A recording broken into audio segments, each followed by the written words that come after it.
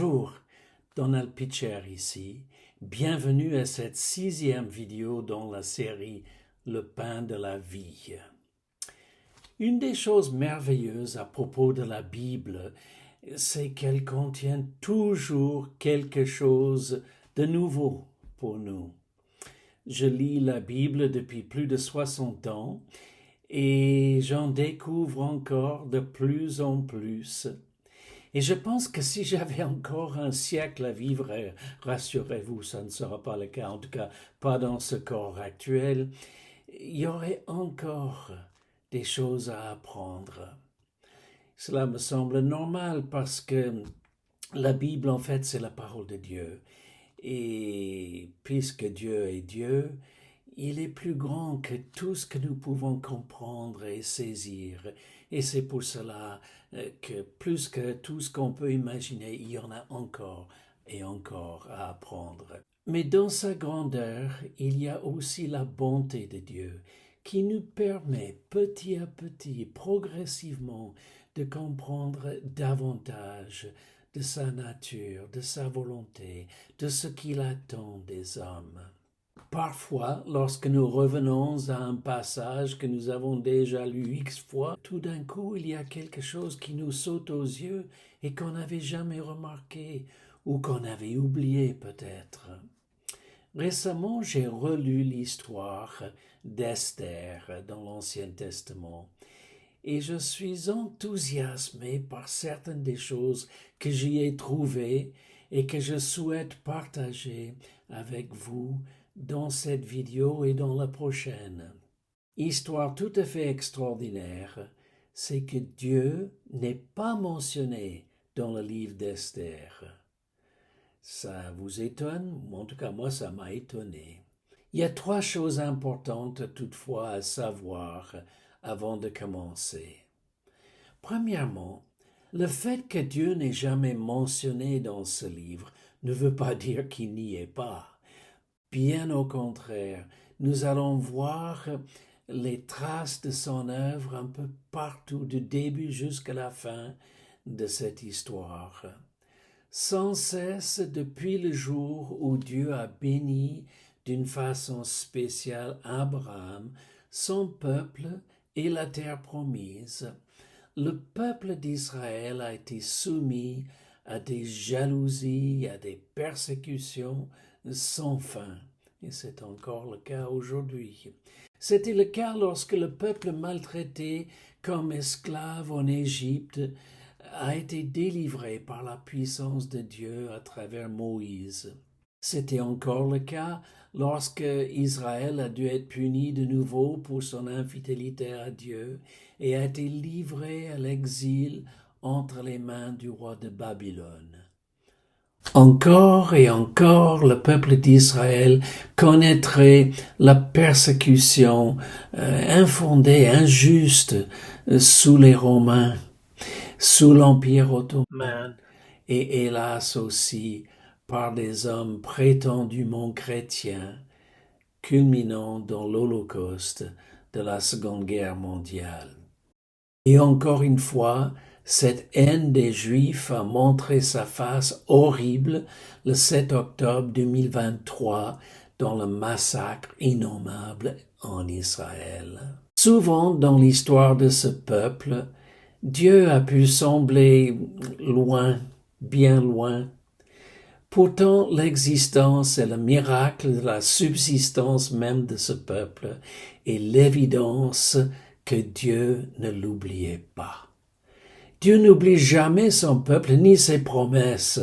Et dans cette histoire d'Esther, le Dieu qui est tellement absent qu'il n'est même pas mentionné dans le texte, a pourtant une fois de plus manifesté sa présence, sa puissance et son plan. Aujourd'hui, on parle beaucoup de l'antisémitisme. Beaucoup de gens semblaient croire naïvement qu'avec la fin de la Seconde Guerre mondiale et l'écrasement du régime nazi d'Hitler, le problème de la haine contre les Juifs serait terminé. Mais croire cela, c'est malheureusement mal comprendre d'où vient cette haine et où elle va. Vous voyez, tout cela remonte à la rébellion de Satan contre Dieu, la lutte du mal contre le bien. C'est au moment où Dieu a appelé Abraham à quitter la ville mésopotamienne d'Ur pour se rendre dans un endroit magnifique qu'il avait promis pour le patriarche et ses descendants, simplement parce qu'ils étaient le peuple choisi par Dieu, à travers lequel le monde serait appelé à le craindre, à le connaître et à croire en lui, se soumettant à sa volonté pour être sauvé. C'est par le peuple d'Israël qu'est venu le Messie, et c'est par Israël qui reviendra. Sachant donc clairement que haïr les Juifs, c'est en réalité haïr Dieu, notre Créateur. L'antisémitisme est l'expression d'une attitude qui dit à un Dieu d'amour « je m'en fiche, je veux seulement vivre comme je le souhaite ». Ta bonté qui me dit comment je dois vivre ne m'intéresse pas plus que ton plan pour sauver mon âme pour l'éternité. Je ne t'ai pas obéi et je ne crois ni au ciel ni en l'enfer. Cette haine contre le peuple de Dieu et contre Dieu lui-même est donc bien présente dans le monde encore aujourd'hui, et ce n'est rien de nouveau. Nous allons la trouver déjà dans ce livre d'Esther, rédigé probablement dans le IVe siècle avant Jésus-Christ. On croit que c'est Mardochée lui-même, un des personnages clés du récit, qui a rédigé le livre d'Esther. L'histoire a lieu dans la ville de Suse de l'Empire de Perse, qui s'étendait de l'Inde jusqu'en Éthiopie, couvrant 127 provinces, tous soumis à la Perse et à son roi Assuérus. La Perse se trouvait là où se situe aujourd'hui l'Iran. À l'époque, il n'y avait pas d'ayatollah, mais le régime de l'Empire persan était aussi une dictature sévère. Ce n'est qu'en 1935 que la Perse a changé de nom pour devenir l'Iran. Donc, la première de ces trois choses qu'il faut absolument marquer, c'est que ce n'est pas parce que Dieu n'est pas nommé dans ce livre qu'il est absent. Maintenant, deuxième chose, cette histoire est une merveilleuse image d'un principe de vie à noter et à retenir. C'est que rien dans nos vies n'arrive par accident ou par hasard, ou du moins pour autant que nos vies sont placées dans les mains de Dieu. C'est une chose pour les païens de croire qu'il y a des hasards, il y a des coïncidences dans la vie. Nous allons voir une pauvre orpheline émigrée qui devient la reine d'un empire énorme, et c'est aussi étonnant qu'un conte des fées, mais ce n'est pas par accident et ce n'est pas pour rien. Troisième chose à noter, c'est que cette histoire va nous démontrer l'importance de la patience. Oh, que c'est difficile de savoir attendre. Ouvrez vos yeux, regardez les gens qui attendent le bus, qui regardent leur montre, qui se promènent à droite et à gauche, qui soupirent. On n'aime pas attendre. Surtout dans des situations difficiles qui semblent être interminables, alors que rien sur terre n'est définitif. Et c'est ça qu'il faut qu'on se rappelle. Dans les temps difficiles, comme ce que le peuple d'Israël a vécu dans ce livre d'Esther, rien sur terre n'est définitif. Dieu reste souverain, Dieu reste tout-puissant, et les choses qui semblent pas seulement interminables, mais inchangeables, ne le sont pas. L'histoire commence donc par le récit d'un événement sordide dans la vie de ce souverain Assuérus.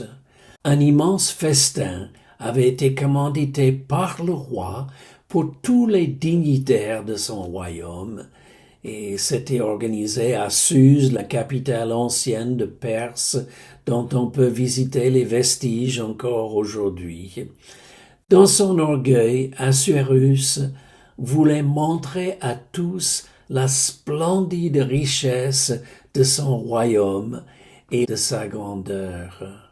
Ayant fait durer les festivités durant 180 jours, donc 6 mois, il a organisé une autre fête d'une semaine pour toute la population, tous les niveaux de la ville de Suse, riches et pauvres ensemble. Et au bout d'une semaine, et sous l'influence de l'alcool, il pousse sa vanité et sa fierté jusqu'à envoyer ses serviteurs pour chercher sa femme, la reine Vashti, afin de montrer sa beauté à tout le monde.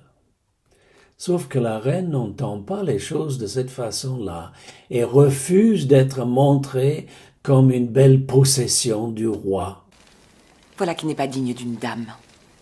Moins encore d'une reine, être exposée devant un homme ivre d'alcool, après de nombreux jours à festoyer. Assuérus, furieux et humilié par la désobéissance de Vashti, consulte les sages du pays, ses conseillers, pour savoir quel comportement adopter dans telles circonstances. Si tel est le plaisir de Sa Majesté, et qu'elle exige la répudiation de Vashti, qui sera envoyée loin du palais sans le moindre espoir de revoir son souverain. Majesté, par cette ordonnance, toutes les femmes du royaume devront soumission à leur époux. Que notre roi confère la qualité de reine à une autre qui vaudra mieux que Vashti.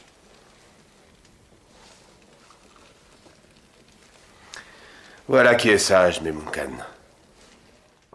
Alors des commissaires du roi étaient chargés dans toutes les provinces de l'Empire de chercher toutes les belles jeunes filles du royaume afin de les emmener à Suse pour qu'Assuérus puisse choisir une nouvelle reine. Or, il y avait à Suse même un juif nommé Mardochée, descendant de la tribu de Benjamin, et qui avait été déporté de Jérusalem lors de la conquête de la ville par Nebuchadnezzar, roi de Babylone. Mardochée avait élevé sa cousine germaine, Esther, orpheline de ses 2 parents. Le père d'Esther était donc l'oncle de Mardochée. Or, Esther, étant jeune et belle, a été conduite comme toutes les autres belles jeunes filles du royaume à l'harem, où elle serait gardée en attendant que le roi ait pu faire son choix. Il se trouve qu'Esther a beaucoup plu aux serviteurs du souverain, qui avait la charge de s'occuper d'elle et qui lui accordait un traitement de faveur. Esther a donc été placée dans le meilleur appartement de la maison des femmes, avec 7 jeunes filles autour d'elle pour le servir, et elle a reçu tout ce dont elle avait besoin pour sa toilette et pour sa subsistance. Esther s'est bien gardée de divulguer quoi que ce soit sur ses origines juives et sur son peuple.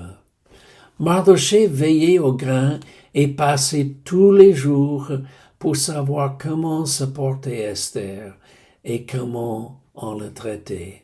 Toutes ces demoiselles devaient passer un soir dans la maison du roi, après quoi elles seraient désormais accueillies dans la maison de ses concubines.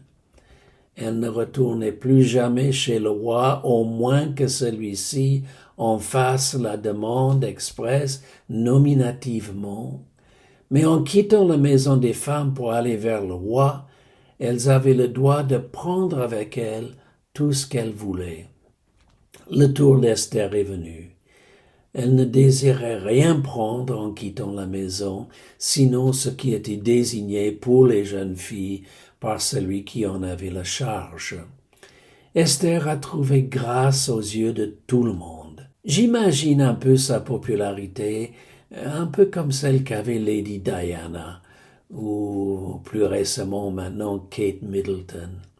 Et le roi aussi a été séduit. Le texte nous dit Elle obtint grâce et faveur devant lui plus que toutes les autres jeunes filles. Et du coup, il a choisi comme sa reine, organisant encore une grande fête en son honneur. Et là, nous lisons quelque chose qui pourrait presque passer inaperçu, mais qui est très importante. C'est que tout en étant reine de Perse maintenant, Esther s'est conduite comme si elle était encore sous la tutelle de son cousin Mardochée. Elle n'a toujours pas révélé son origine ni son peuple, et là il y a un indice de la manière dont le peuple juif était méprisé déjà. Cela n'empêchait pas Mardochée de traîner tous les jours autour du palais du roi. Et un jour, Mardochée apprend les rouspétances de deux des eunuques serviteurs du roi qui complotaient et voulaient éliminer Assuérus. Mardochée informera Esther, qui à son tour informera le roi de la part de Mardochée. Et la chose étant vérifiée et trouvée exacte, les deux coupables sont arrêtés et pendus. À partir de là, une chose nouvelle intervient dans cette histoire. Le roi Assuérus a-t-il eu peur en découvrant l'attentat qui se préparait contre lui? Nous ne le savons pas, mais en tout cas nous apprenons qu'il prend la décision de mettre en place un adjoint, un second, un peu comme un premier ministre, qui sera désormais responsable pour l'ensemble des serviteurs du roi. L'adjoint choisi, Amon, serait obéi et vénéré par tous, par ordre du roi Assuérus. Les serviteurs qui se tenaient à la porte du roi devaient fléchir le genou, se prosterner devant Amon, ce qu'ils faisaient tous, sauf Mardochée. N'as-tu aucun respect pour le chambellan Haman? Jamais je ne m'inclinerai devant cet homme. Le roi l'exige ainsi. Comptes-tu désobéir?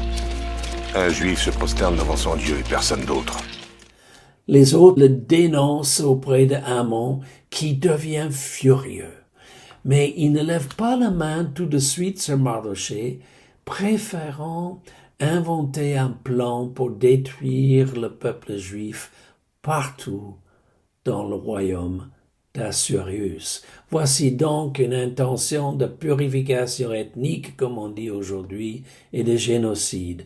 Rappelons ce que les ennemis d'Israël espèrent encore de nos jours.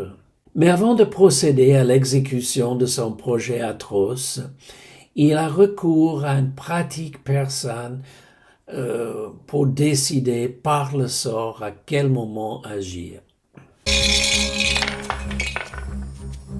Le sort indique le 13e jour. Le mois à présent. Il semble que Hadar soit propice. Le 13e jour de Hadar.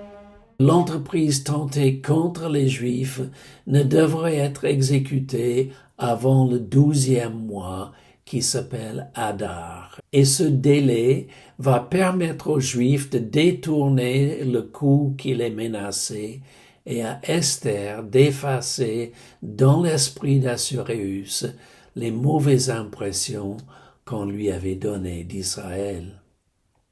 Amon va aller parler avec le roi pour monter son accusation contre le peuple d'Israël, dispersé à travers les provinces du royaume.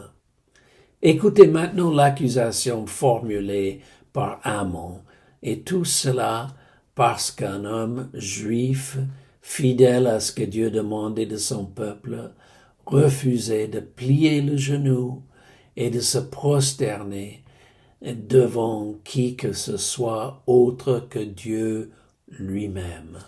Alors Aman dit au roi Assuérus: Il y a dans toutes les provinces de ton royaume un peuple dispersé et à part parmi les peuples, ayant des lois différentes de celles de tous les peuples et n'observant point les lois du roi.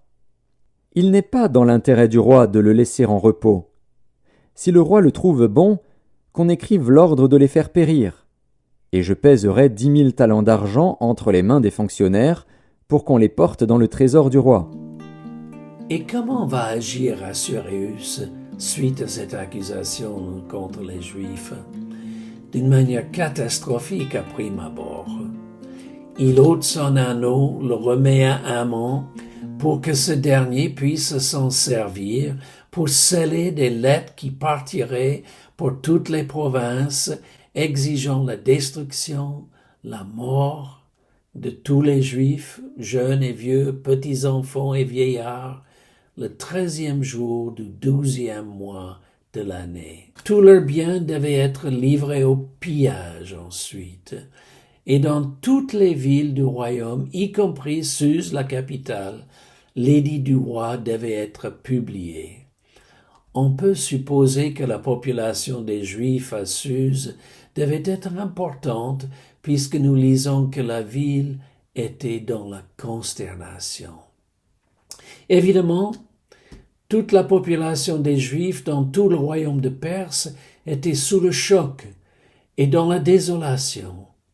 Ils jeûnaient, ils pleuraient, et comme était leur coutume, ils se couvraient de sacs et de cendres. Et là, nous revenons à Esther.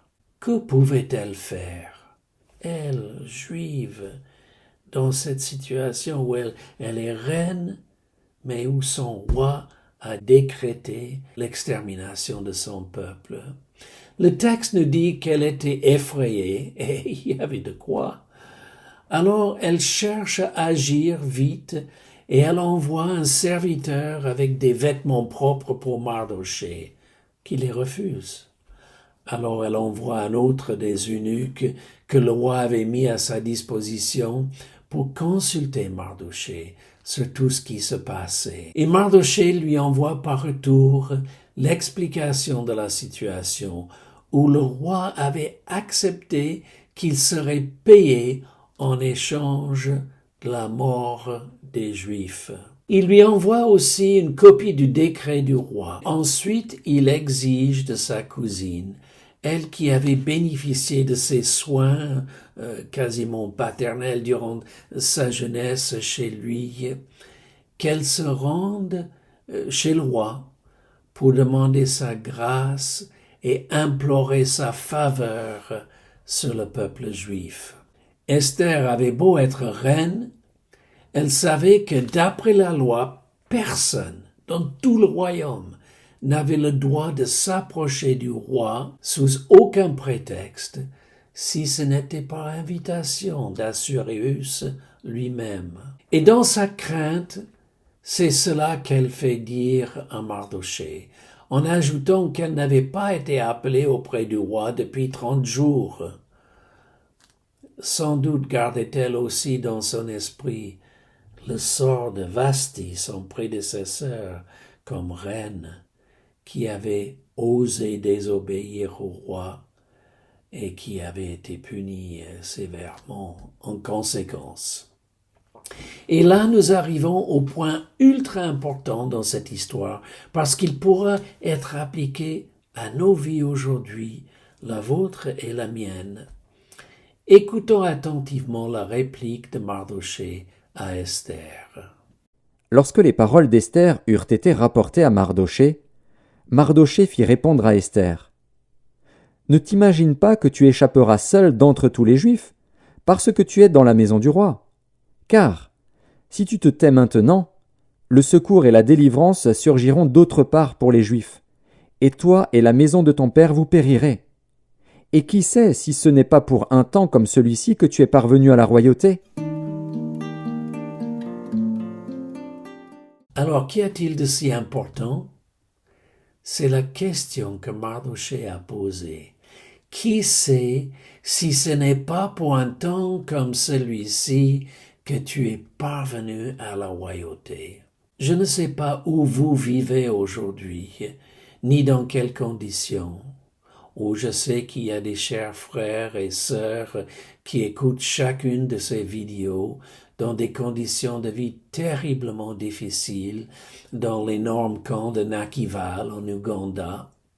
Je sais qu'il y a d'autres qui survivent presque par miracle dans le marasme actuel en Haïti, la guerre entre les gangs.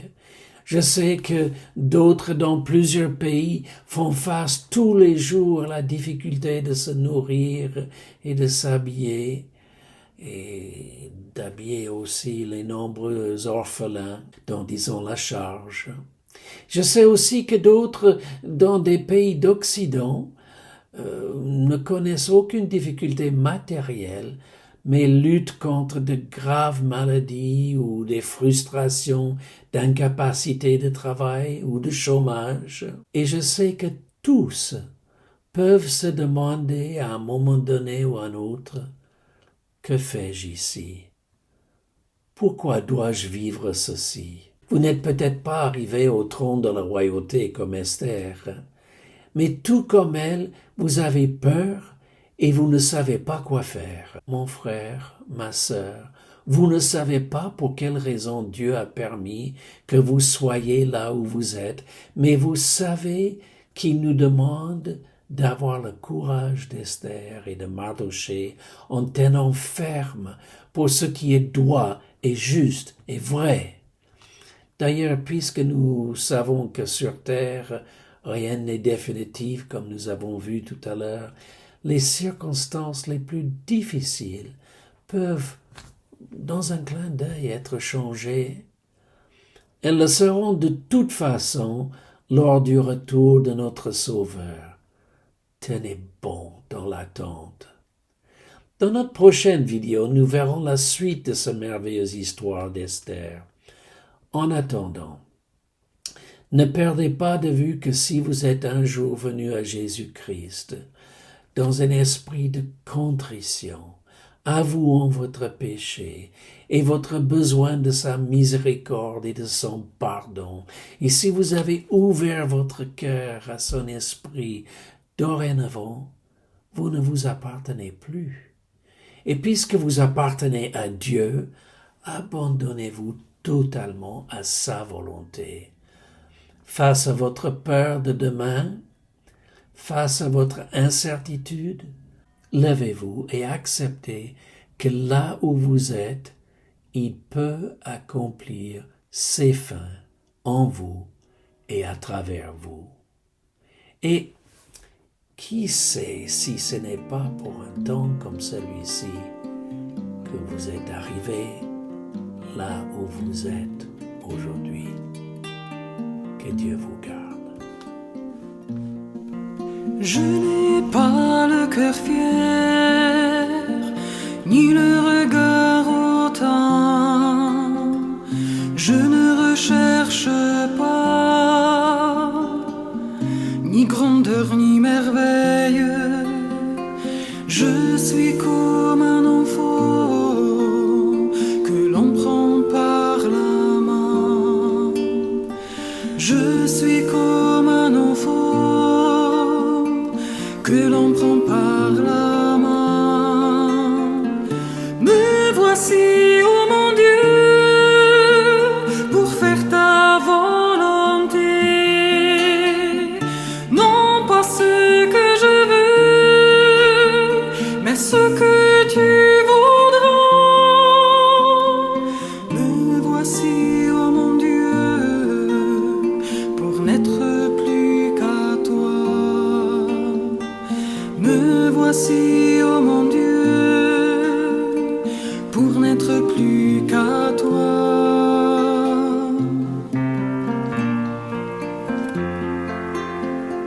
J'ai choisi de t'aimer et ma vie t'appartient. Tu traces un chemin neuf qui s'ouvre à chaque pas. Ma joie c'est d'accomplir ce que tu veux de moi. Ma joie c'est d'accomplir ce que tu veux de moi.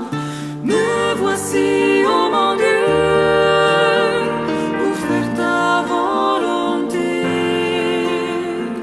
Non pas ce que je veux,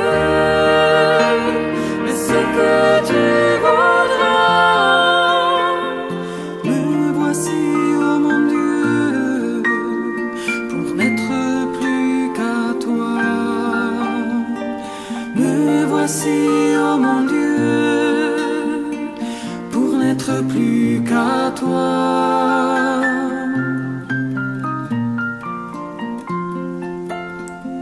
Comment jour après jour garde pur son chemin, ta parole est pour moi comme un pain pour la route. Aide-moi, Dieu d'amour, à te suivre plus loin. Aide-moi, Dieu d'amour, à te suivre plus loin. Me voici, oh mon Dieu, pour faire ta volonté. Non pas ce que je veux, mais ce que tu voudras. Me voici, oh mon Dieu, pour n'être plus qu'à toi. Me voici, oh mon Dieu.